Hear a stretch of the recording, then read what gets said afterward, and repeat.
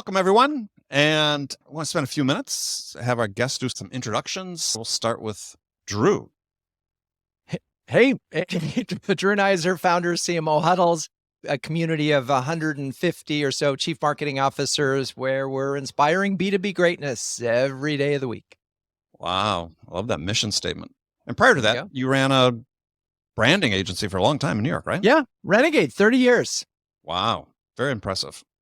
And Nabeil, tell us about you. Nabeil Alazzam, founder and CEO of Forma.ai. Forma.ai is a sales compensation platform that's unifying the design, execution, and change of comp to better mobilize sales teams and ultimately increase the effectiveness of go-to-market functions. Yeah, we're going to get into that. Frank, welcome back. I say welcome back. This is a brand new podcast, but you've been on my other show many times. So tell us about you. Nothing exotic. I was a professor at a business school. Then with some others, we started a firm, grew it, got lucky. I can spin this, as Andy knows, I can spin this a different way when need be, but it was dumb luck. Which one? We sold at the right time, and now I'm a professor again at a business school. Yeah. Harvard Business School. And what was the name of the firm you guys built? The Center for Executive Development. We had learning management software, which was an excuse for all the services where we really made our money. Got it. All right. Well, so Frank, I'm going to start with you. So you recently co-authored an article in the Harvard Business Review about the rebirth of software as a service. And I have first question is just, why does SaaS need to be reborn? Well, I mean, the premise of the article, Andy, there was what we now call the SaaS crash. And there were a number of people, Andy Paul among them, who, I consider the loyal opposition to that sector for some years. But the reality is when interest rates were basically negative, when you had an investment community where if you were starting a business in that sector, you basically had a duck to avoid having money thrown at you. It lasted a long time, but it was clearly a bubble. Then it crashed. And a number of people responded to that and said, see, dumb, stupid business model. Now, there were many things that SaaS managers did, especially in sales. And knowing you, Andy, I know we'll get into this. Many things they did that were stupid, but subscription businesses are real. Yes. And will be real going forward. And there are lessons to be learned from both the good and bad things that happened there. That's what we mean by the rebirth of software as a service. Got it. Yeah, I mean, we chatted about, because you had written in there about a paradigm shift from quantity to quality, for instance, in lead generation. And I sort of push back a little bit on that, as I tend to do on these things, is that really until SaaS sort of fundamentally changes from sort of a low win rate product-driven sale to something a little more focused on effectiveness, let's say, and solution focused, they're always going to have this sort of demand for large top of funnel, right? And it's going to lead to sloppy practices for the quality of leads that are being generated. But this is where I think, to be honest, the world, that world is coming around to a point of view that I know you and I share. The reality, and this is the current reality, and knowing what Nabeil does, I think he should comment on this as well. The reality is that when interest rates rise and cost of capital increases and selling cycles lengthen as they are, the cost of false positives in your sales pipeline increase geometrically. And SG&A can kill you. Right. So in fact, there is more focus on lead quality, not simply quantity. And it's an area where, in my experience, and here I look at Nabeil, I do think technology helps. What technology is doing now with lead gen and lead qualification is not perfect, but it's darned impressive. 100%. I couldn't agree more on the point that you just said around the lead quality is way more important because you're going to spend, not only the sales cycles increase, you're spending more time and you actually have all the data.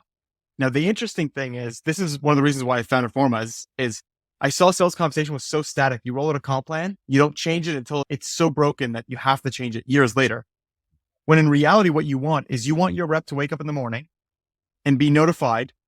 If you don't close this deal in 2 weeks, your commission rate on this deal drops by 50%. Why? Because we have the data, the telemetry that tells us that if the opportunity doesn't close in 2 weeks, the likelihood that the deal's lost tells me enough that I want you to focus less on it after 2 weeks. And I want you to focus on closing it in the next 2 weeks, which means I'll give you a kicker of 1.5 if you close it in the next 2 weeks. And sales compensation is not thought about that way, but it is a very powerful lever in driving behavior within sales organizations. So it's interesting you bring up like lead quality and where you can be more efficient and effective in allocating resources in the sales cycle. But let's take the example you just gave, though.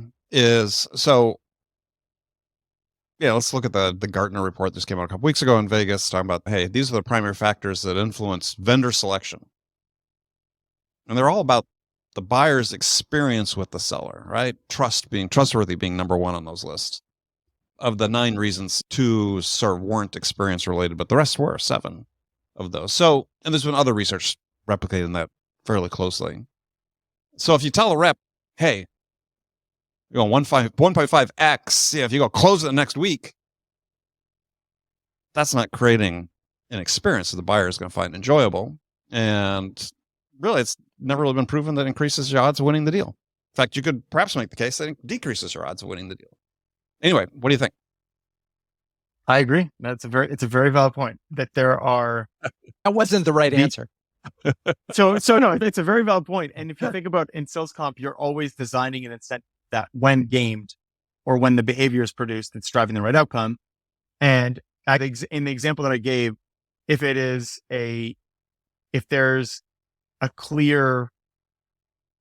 is clear process guidelines to the sales organization and training where we are confident in the behaviors that they do are going to be aligned with the customer journey that we want to have experienced, then I would argue that incentives play a role of prioritization.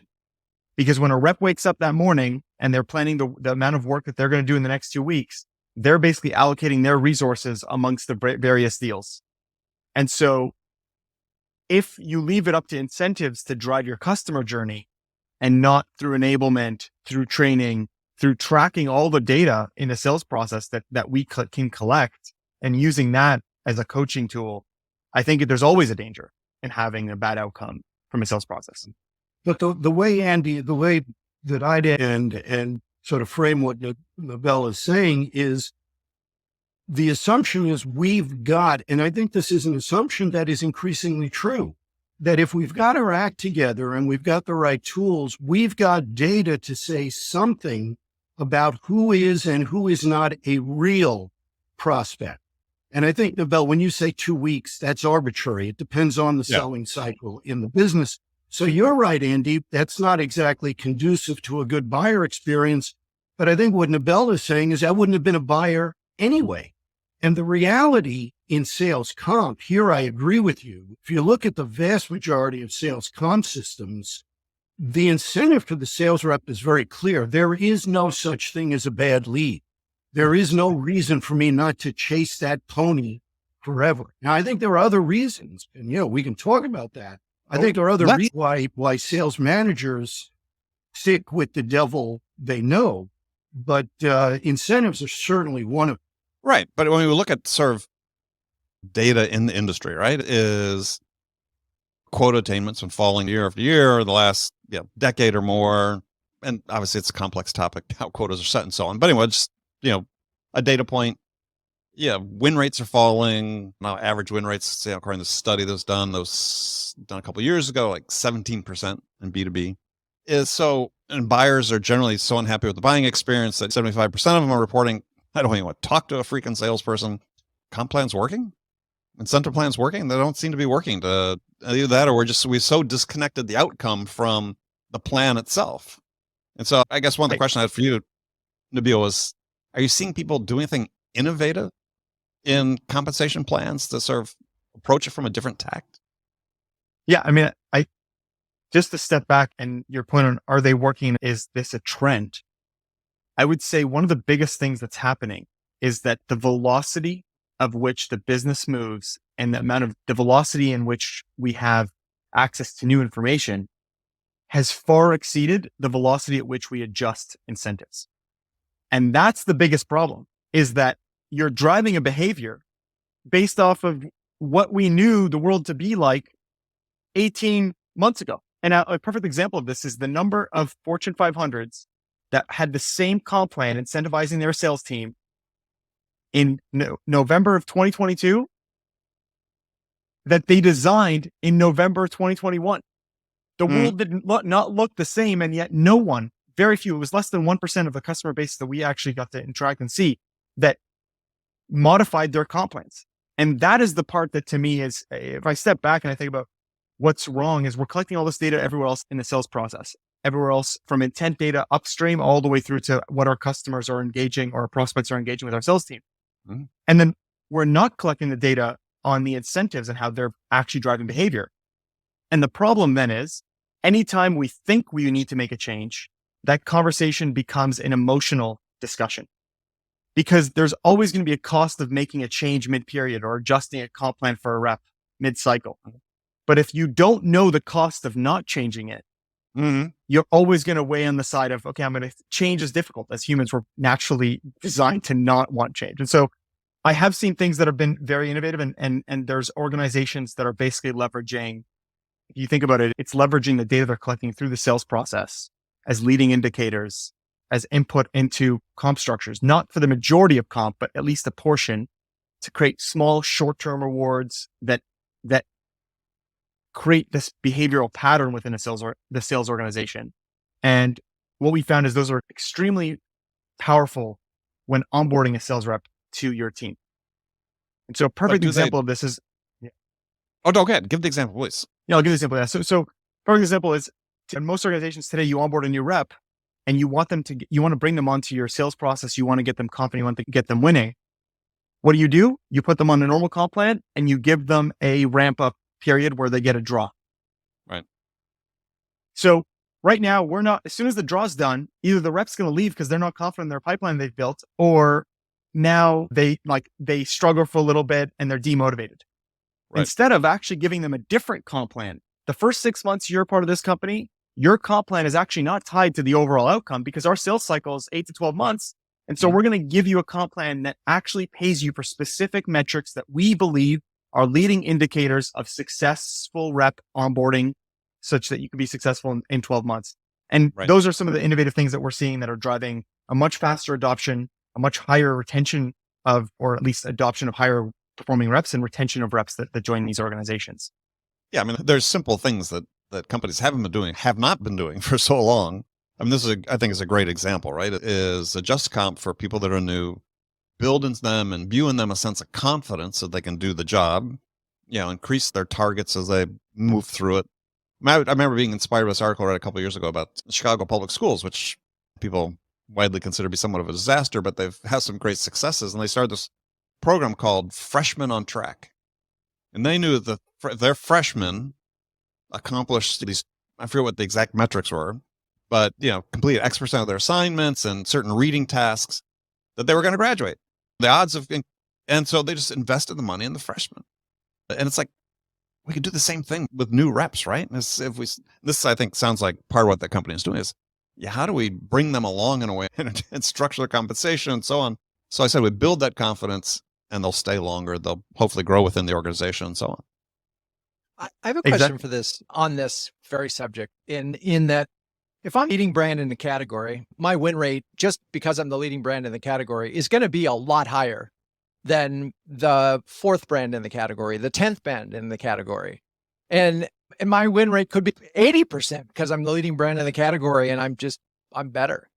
How does compensation adjust in that scenario? Because if I'm a salesperson, I can work at a company where they just win all the time versus the one that wins one out of back at the average of 17%. How does that work? I just don't, I'm really curious. Oh, I know how that works. Look, Drew, think of it this way. There's a pandemic that comes, you happen to be selling for a company called Zoom. Have conditions changed that help you make quota? You're not really selling, you're doing order fulfillment. The way you adjust the comp plan is to increase the bogey. to increase the Exactly. quota.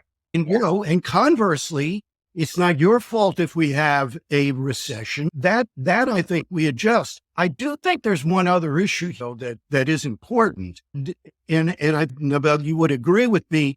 It's not as though the problem here is a lack of IQ. I do think, however, the problem is managing change and transition. And the reason goes beyond sales. We have to step back and remember how fundamental sales is in any for-profit organization. So many other resource allocation decisions depend on the sales forecast and the ability of the sales force to meet it. The metrics, therefore, put in place in sales tend to be those short-term metrics. And you're exactly right. Faced with a transition, they tend to stick with the devil they know. I always remember one of the very first case studies I wrote at Harvard. I'm fresh out of graduate school. I meet with this sales VP. He can smell who I am. And I'm asking all these questions about strategy and long-term. And he finally looks at me and says, kid, in my line of work, if you don't survive the short term, you don't have to worry about the long term. So I think there's a larger organizational context. And, again, here's where I think is relevant, because now the CFO is seeing a lot of the data, Nabeil, that you're talking about. And I do think it is a trend. It's not the majority of companies, Andy. It just isn't, because they still have to come up with next quarter's numbers. Mm-hmm. Yeah. Well, well, go ahead. I was gonna one thing on. So 100% agree. I think that the fear of change and it's the big driver when you have market events that shift. But one of the things that we don't see as often, and best in class companies do, is measuring and truly understanding the impactable portion of your revenue versus the carryover or the revenue lift from other aspects. Your asset, for example, yes, from the brain to equity. I would agree with that. Exactly. Yeah. And so when you're building quota and when you're setting quotas, you should always be thinking about the impact, because that's the part that's really the sales force is ultimately driving through their process. I agree. So, trigger a question: is quota still relevant? Why do we need quota? I mean, the quotas they're relevant for. Let me provide context for that. Yeah. So, if you have an effective sales compensation plan, I would say, well, really, why do you need quota? Because, you could act like GE, and every year, right, they cut the bottom 20%. You don't need quotas. People are going to perform. They have the incentive plan. They don't need that artificial constraint to the quota. In fact, you could make the argument that the quotas actually constrain sellers and limit output, because, if you're familiar with Goodhart's law, when you make a target a measure, or make a measure a target, loses all value as a measure, because people optimize their processes to achieve the target. So when we would have all of our sales teams, instead of saying, look, go sell, we got this great compensation plan, the bottom 20%, you're going to be gone next year, because that's an incentive to be good there, right? And then they're not constrained by orienting themselves to this artificial top level performance. So there's an interesting part here. I would say quotas are almost more important. The targets are more important than the actual incentive structure that you have.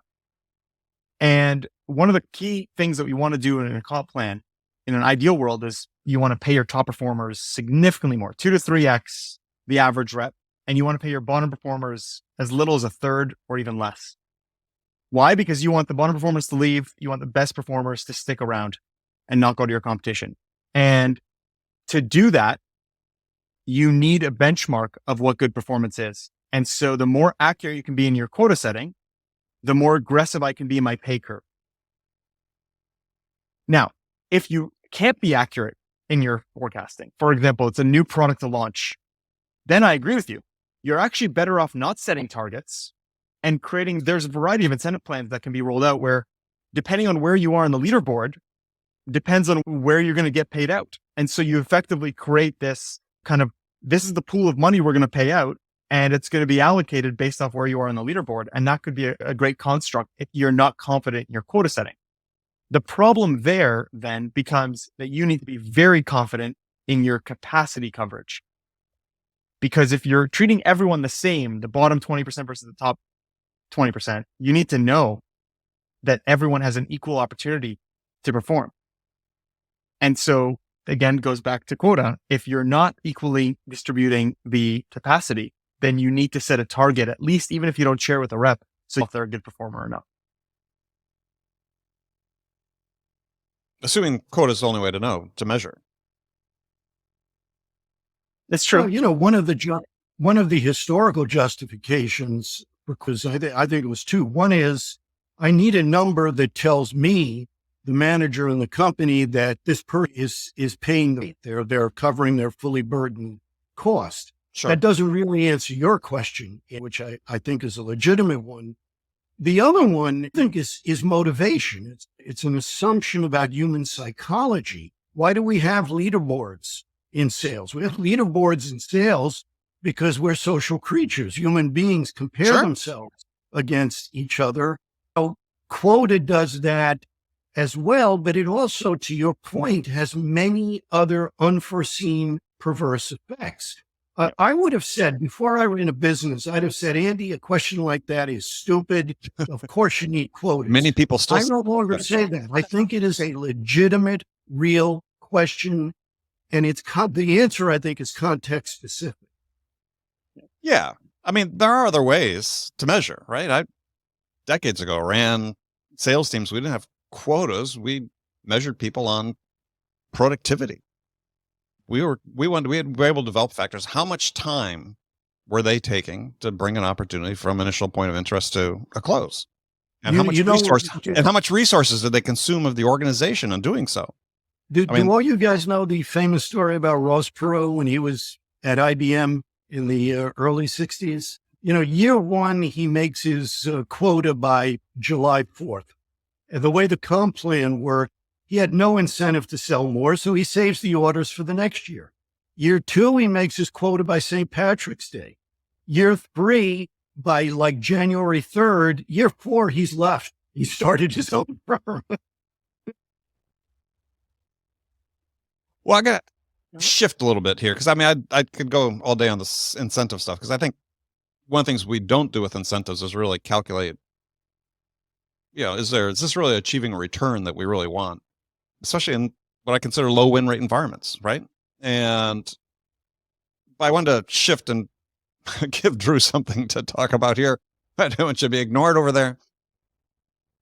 And it's sort of the same thing. I was just talking to a CEO of a company that most of you probably know him, outwardly very successful, the company high profile, but he's saying, and they're selling enterprise software, win rates average 20%. So let me ask you a question on this, and I can raise this. Well, let me do that. Okay. Let me do the question first for you and then go to yours okay. And yet we hear all this talk about, we need more pipeline. We need more pipeline. Right. And I'm like, if your win rate's at 20%, you got more than enough pipeline, right? In any sort of real sense. So is marketing contributing to that problem, or are they helping? Well, and this is where my sort of question comes in, and maybe there's an answer in here too. The thing that is enlightened in my mind is if we can separate demand generation from demand capture. Okay. Right. And if we look at demand capture, those are people who are actually in the market. But if you look at a lead pool, 100 of those leads, 5 are in the market, maybe, because we misidentify leads. And again, this gets to your comment about what's marketing doing. And 3 years ago, if I was talking to a group with CMOs, they would be talking about coverage and saying, all right, I need 6x sales qualified leads for every rep. Right. And that was their sort of way of building a predictive model, because if I did 6x and we closed 1 or 20, 33%, we're going to hit our numbers.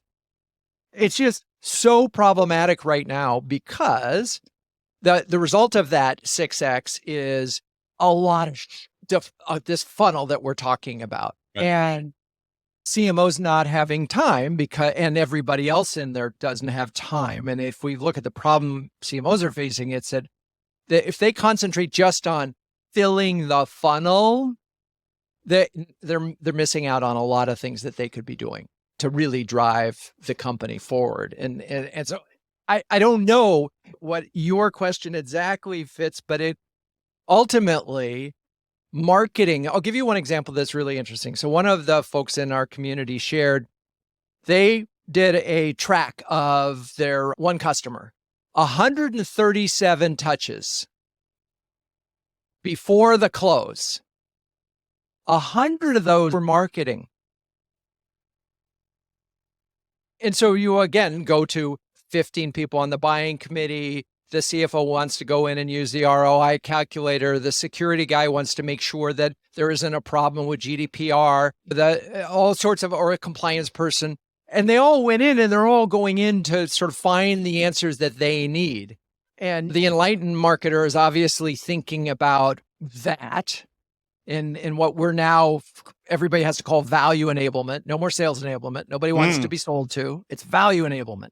And once we think about it that way, there's a chance that marketing, those 100 out of 137 touches, will move things forward, right? I keep wondering, in this world where everybody wants to self-serve, even at an enterprise level, what role sales is playing. Because marketing is answering every one of those questions right now, that every single, if they are, then the buyer is ready to buy. And now they're saying, okay, we already made our short list. We didn't need your help. We've got 4 people on the short list. Thank you, salesperson, but I really want a technician who's going to come in and show me how it's going to integrate. I really want I want a product expert to talk to. So anyway, this is the sort of the other side of the world that I live in, is where, yeah, sales are closing at a much slower rate, but I think it's because they're talking to too many freaking people, and not the right people. Yeah. Okay. That was a lot of stuff I just threw out there. Feel free to parse it. Well, I mean, sure. Yeah, we here all see the data. 75% of buyers want to do self-service or don't want to talk to salespeople. And my first reaction to that stat is always, well, that's so wrong. It's 100% of buyers don't want to talk to salespeople. It's not 75%. But you don't want to talk to salespeople until they need to. Well, that was, you took the words out of my mouth, but they need to, right? I mean, I think it's really overblown, and not to accuse you of being overblown, Drew, but it's this idea that people are making a purchase decision, really know what they want, or really even understand their problem, their challenges. Yes, they can sort of figure that out themselves internally, but my experience has been for a long time is that those more self-aware organizations know they need to talk to somebody who's not part of the inner circle. This whole sort of strong ties, weak ties idea, social network theory, is that I need to talk to somebody that I have weak ties with that'll ask me the questions I don't know to ask myself, right? This is part of how we learn to help define our challenges and understand our challenges and define what the outcomes are we can achieve. And so I think I think this marketing that sort of helps propagate this myth about buyers are 75% of the way through their buying process where they talk to a salesperson the first time. If you buy into that as a salesperson, you're going to come in and what you're going to do? You're going to pitch your product. And you have no understanding. You have no understanding what the buyer is really trying to accomplish, or really no understanding of the help they need you to give them. So I think there's a difference, then this may go back to what Frank was talking about at the very beginning. If I'm a replacement shopper, I've got Salesforce and it's just not working, I'm going to look at HubSpot. I'm just replacing one thing for another, and I know what my problems are. That's some percentage of purchases right now. And by the way, it's a lot more percentage of purchases right now because CFOs are CFNOs. And so all they're doing is either replacing something they have for something cheaper, ideally, or they're buying something that will save them money in a very short period of time. Otherwise, they're just kicking everything down the road, which is why sales cycles are so long. So if I'm replacing, don't I have a much greater understanding of what you're talking about than if I'm buying something new? Like Nabeil is selling something new. He's got a long sales cycle. He's got to convince them to get over the thing and say, you need to look at this problem because you're not. Right. And so the salesperson in that case, though, that you're given is, let's say Salesforce is being replaced.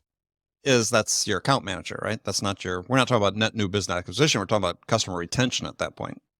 Different. Well, not if you're HubSpot. Well, The incumbent in Salesforce and HubSpot's coming into the room. Yeah, that's new. Sure. That's new for them. That's a new sale process, but it's not, you don't have to tell the person what this category is about, how to use it. What you're going to try to do is say, if you use ours instead of here, you're going to get this kind of benefit. That's a very easy conversation.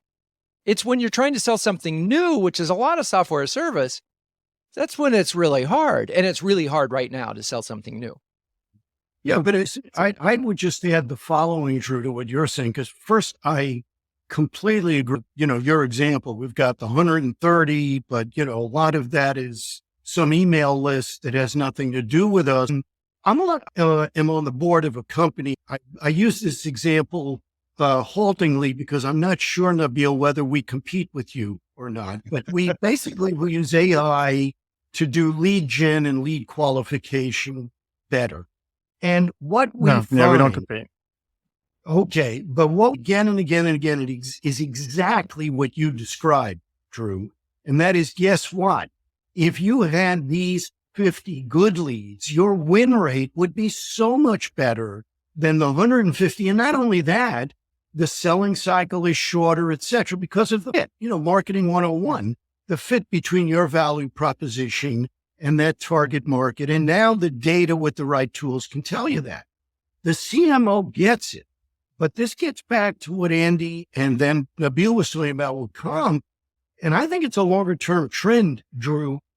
What I see going on, both in terms of budget and what I would call internal organizational power and influence, sales rises, marketing's down.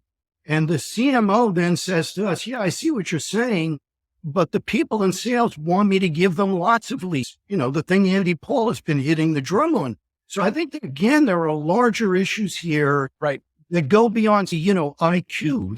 The level of IQ in sales and marketing is not the issue in my experience. Right. Yeah, no, I think it's a cultural thing, though. I think that there has not been, and Frank knows I beat the drum on this, there has not been this emphasis on, look, if we get a sales qualified opportunity, if we think that it belongs, and if I'm on AE, if I think it belongs in my pipeline, I'm going to invest my time and effort to sell to you. I should have the confidence that I can win it more than 1 out of every 5 times. Otherwise, you have a problem. One of 2 problems, I would suggest. Either you don't have product market fit, or you just really suck as a salesperson.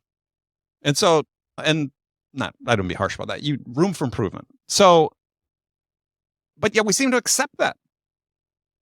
And this sort of and I call it effectiveness, this lack of sales effectiveness and again, there's examples company I was talking to that, 20% win rate. It's like, seriously? I mean, what? But is it 20% win rate? The win rate is on opportunities into the AEs, into their forecast. Look, I was working 10 opportunities this month, 10 closed. I won 2 of them. That's 20%. That's the win rate. Not talking about from top of funnel. We're talking about win rate. Right. And opportunities. Right. Yeah. So but I guess my point is, like, the 20% is total win rate, but maybe only 30% of those opportunities actually made a decision. I think that's the other piece is I think you need to split out the no decision, which I would actually argue maybe we haven't enabled the sales team to create that compelling event. I mean, you're right. It could be a product thing. It's not compelling enough that it's going to drive. It's still a loss. It's still a loss. It's a loss. There's just, people want to say no decisions, customers deferring doing anything. No, they made the decision not to buy from you. It's an affirmative decision. It wasn't, oh, we're wishy-washy, we're going to stick to status quo. No, we're not buying from you and you. Yep. And that's a loss. Yeah, and I would argue, and this is something that I hear when I ask a CMO, what's your biggest challenge right now, is that we're getting a lot of at-bats, but then they're not buying at all. And so, again, to me, is that an economic macro issue? Is that just you didn't do a good job at saying you need this now? And again, I think we're in an interesting moment. You need this now to move your business forward, period. And a lot of brands are sort of in this place where it's nice to have. I'd really like to have that information. That'd be really cool. but I don't need that now. And it's not going to change my life. And the speed to hero as a concept you and I have talked about, Andy, the speed to hero is really slow. And that's a problem with an enterprise sale, right? Yep. I'm not going to look good for 18 months. Well, geez, I don't know if I'm going to have a job in 18 months. So I'm not. But how then, going back to your point, how do you get to an insight that, oh, these guys aren't going to make a decision? They don't tell you. They don't. Is there behavior that you're going to see so that you could pull those guys off the list? Of course they I mean, tell it's you. interesting. Yeah, it's interesting. That's what The question. Yeah. Go ahead. The I'm point sorry. I was going to say is depending on, the point I was going to say is it depends on what you qualify as an opportunity. And I think Right. a lot of the times we qualify opportunities that shouldn't actually be opportunities. They're still in a developed stage to put it in an active sales cycle. And that's where I think the 20% loss is, it might not be the sales performance. It might not be the product. It just might be that we're over qualifying things that don't deserve to be labeled opportunities. There is something that you said earlier, Drew, that I think I want to touch on is in the whole question of, is there like, what's marketing job? What's sales job? And are sellers really doing anything? That comment to me, like, it's interesting because you look back to the go-to-market function historically, and maybe 50, 60 years ago, you could have a seller, like a single seller that was doing the entire gamut of the go-to-market. They were educating the buyer and the brand. They were going through the entire process and being a technical expert on that trinket or widget as they're going around a country tour selling this product. And so all we've done is just allocated or basically created specialization in every part of this funnel. And so I agree that when you think about the account executive or the account manager or whatever the role that you define as, to me, at this point, we've just separated out the role of that quarterback. And if they're doing anything else other than quarterbacking the process, it's difficult. And to Andy's point on they're asking the qualification questions, I don't know, Andy, it's maybe in 5 years from now, there's enough telemetry to tell us that when a lead comes in, you've almost pre-qualified them to the point where you don't have to answer any questions. And that quarterback role now starts to become the role that's owning the very late stages of the sales process because that customer is ready to buy. But I think that it's a constant evolution. And So I'm going to give you two thoughts on that. Last thoughts. We're going to have to wrap up. Right. So here's what is sort of the light in CMO right now is they're saying, I have one metric and it's the same as sales. There is no such thing as a marketing qualified or sales qualified. There's a company qualified opportunity, and that has budget attached to it. So that's one of the things, the qualifications. They know, and I don't know how they confirm that, but a company qualified opportunity and marketing sales are presenting together the data and being judged on the same metric. So that doesn't matter. To my earlier point of, do you need it? Obviously you need them both. yes. Yeah. But they need to be judged all the way through together. Yeah. All right. Well, cool. Well, hey, gentlemen, unfortunately, we got to stop right now, but I think we could go on for a long time. This was great. I really appreciate everybody's input. So go around the room here. Nabeil, how can people get in touch with you? You can reach out to me on LinkedIn or go to Forma.ai and contact me directly. Perfect. Drew? Sure. Drew Neisser on LinkedIn or visit CMOHuddles.com if you're a B2B CMO. Yeah. Good organization. And Frank? LinkedIn, have a website, although I confess I haven't even been to the website in a couple of years. There's also the faculty page at Harvard Business School where I think they say, hey, here's the email address, etc. Yeah. And go search on Amazon for Frank's books. Very good books as well. So highly recommend. Andy. Yes. And you can go listen to some of my episodes on that past podcast, Sales Enablement Podcast, where we talked to Frank about his books in depth. So everyone, thank you very much and look forward to having you come back.